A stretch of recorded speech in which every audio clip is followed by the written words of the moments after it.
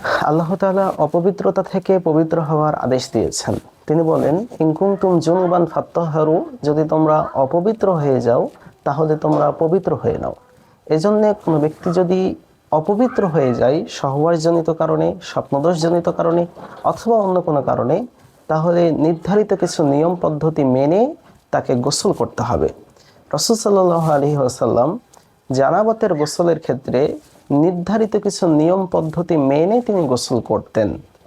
জানাবাত বা ফরজ গোসলের পদ্ধতি হলো, প্রথমত নিয়াত করতে হবে, অতঃপর দুই হাতের কবজি পর্যন্ত 3 বার ভালোভাবে ধৌত করতে হবে। তারপর লজ্জাস্থান বাম হাত দ্বারা ধৌত করতে হবে। তারপর সলাতের ওজন নেয় অজু করতে হবে, তবে সেক্ষেত্রে পা ধৌত করা যাবে না।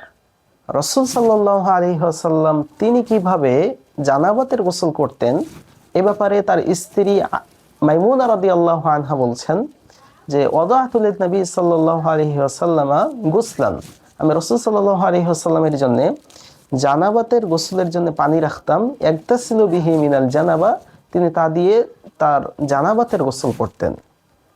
ফাআকফা আলা ইয়াদিহিল ইউমনা, তিনি বাম হাত দিয়ে তার ডান হাতের উপর পানি ঢেলে নিতেন। ফাগাসালা কাফাইহি মাররাতাইনি আও সালাসান, তারপর তিনি তার দুই হাতের কবজি পর্যন্ত 2 বার অথবা 3 বার তিনি ধৌত করতেন।